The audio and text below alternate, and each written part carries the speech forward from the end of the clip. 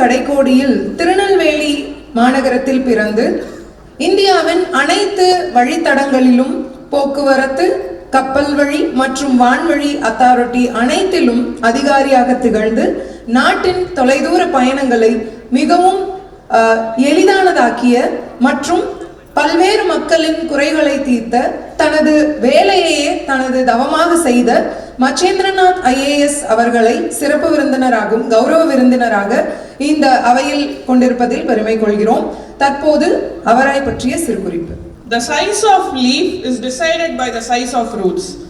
Such a way, I am here privileged to introduce an exemplary leader and accomplished public servant, Sri S. Machendranathan IAS Officer, whose remarkable career spans decades of service to the nation. Hailing from Tirunelveli district, began his distinguished journey by earning an MBA from Cochin University.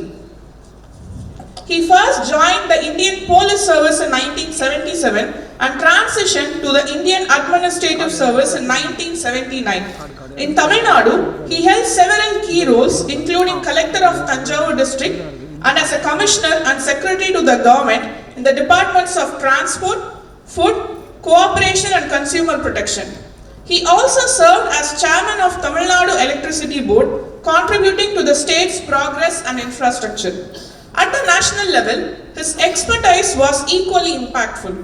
He led the VOC Port Trust, served as Additional Secretary and Financial Advisor in the Ministries of Steel, Civil Aviation, and concluded his illustrious career as Secretary, Coordination in the Cabinet Secretariat before retiring in March 2014.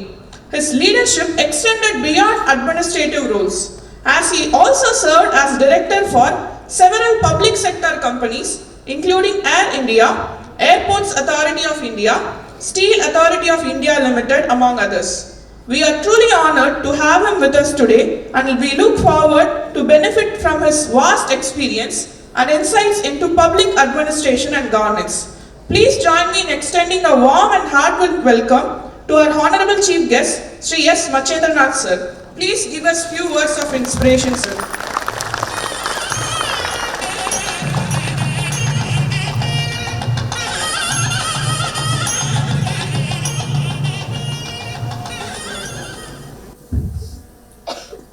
Honorable Justice Mr. Sadasivam, Retired Chief Justice of India, Honorable Madam Tamilisai Soundararajan, Governor of Telangana, former Governor of Telangana,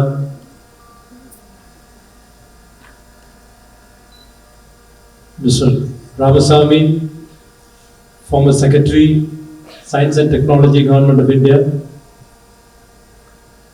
my colleague Mr. Rajkumar, Mr. Dogra, Madam Vaishnavi, and dear friends, it gives me great pleasure to be here with you all to celebrate the 20th anniversary of Shankar IAS Academy. As the last speaker, I am well aware that we have already overshot the time, and I will try to keep my speech as short as possible. Any institute has its own problems, and Shankar Academy, IAS Academy, after its initial hiccups, personal tragedy and tribulations, has emerged as one of the best coaching centers for IAS in Chennai and Tamil Nadu. And it strives to be one of the best centers in India. So let me first compliment the administrators and the academicians involved in this journey, and I wish them all the best in the future. Now, coming to the issue of so many of you are the aspirants here. I know I was one about 50 years ago when I passed out from my college. Those days, there were very few opportunities for people passing out from colleges or even as an MBA graduate. In fact, we were the second batch of MBAs from Cochin. And most of my friends, they joined banks because there were very few opportunities at that time in the corporate sector. If opportunities were few, the people to guide you were fewer. There were no coaching centers. I think there was only one Rao study circle and one IAS study circle for people who wanted to be in the IAS. And of course, I never went to any coaching center. Maybe that's why the first attempt I got into IPS. Had I been properly guided, I think I would have made it to the IAS in the first attempt. Anyway, I would like to go into that in great detail. Now you have so many opportunities, so many centers to guide you, and having come to this academy, I can only tell you a few things. Like my friend said, hard work and more hard work. That's all we can advise you. But one thing that I would like to talk about the services is, please don't, think that the executive is subservient to any other, pillar of democracy. It has its own independence. The legislators make the law. You implement the law or the program. And the judiciary tells you whether what you've done is right. Very often we find that it's the bureaucracy forgets this fact that it's quite independent. One of my bosses, who was one of my mentors, used to tell me that the first important principle of bureaucracy is absolute neutrality. You don't see who the person is, which caste he belongs to, which religion he belongs to, which political party he is affiliated to. You are supposed to discharge your functions in an absolutely neutral way. And the second one, I think somebody briefly spoke about that, is anonymity. You are not to be known. Except, of course, there are a few jobs where you should be known. Like when you are the collector. Because you've got to communicate with the people. But otherwise, you are a colorless, unknown, unheard of person most of the time. So absolute anonymity, because you're not competing to become a politician. The third one is, of course, he used to say poverty. Because those days, civil servants were paid much less, What he really meant was, you're supposed to live within your means, within your income. If that happens, then of course there is no talk of any corruption. There's no talk of quid pro quo. So, these are three things that I would like you to think of. Keep in mind when you become, successful bureaucrats. Successful and become bureaucrats. Then, of course, when we look at what is happening over the period of time, again, he had some very interesting comments to make about the bureaucracy.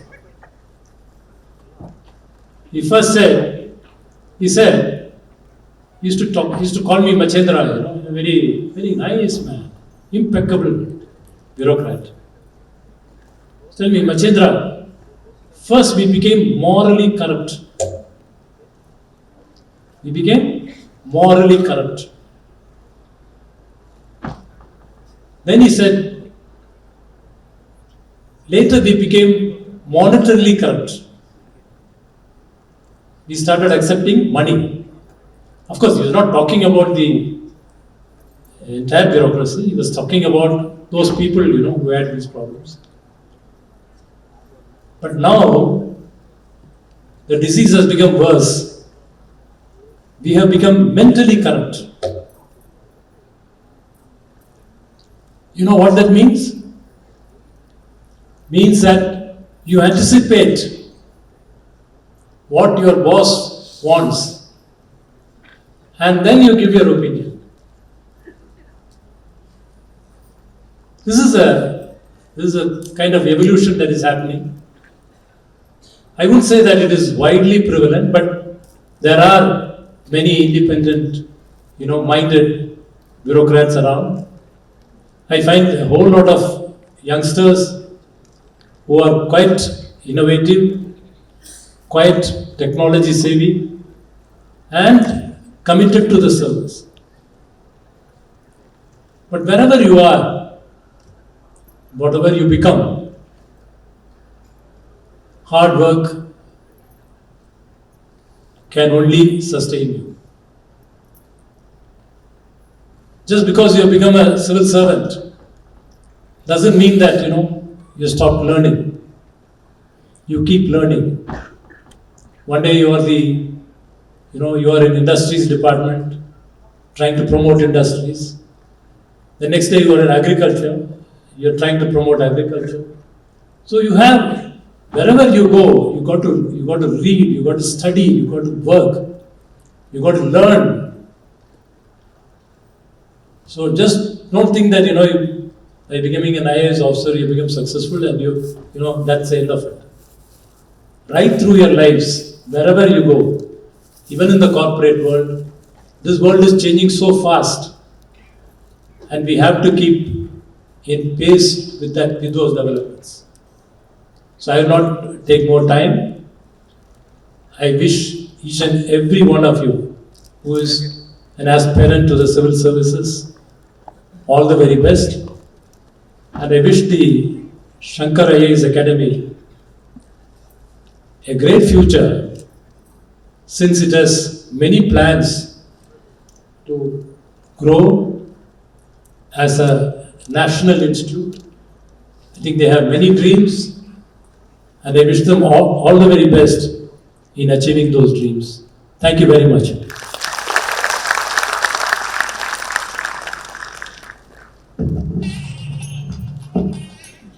Opportunities knock our door once. If not, build a door of opportunity on your own. Thank you, sir, for teaching us this today. We learned many valuable things today. Thank you, sir.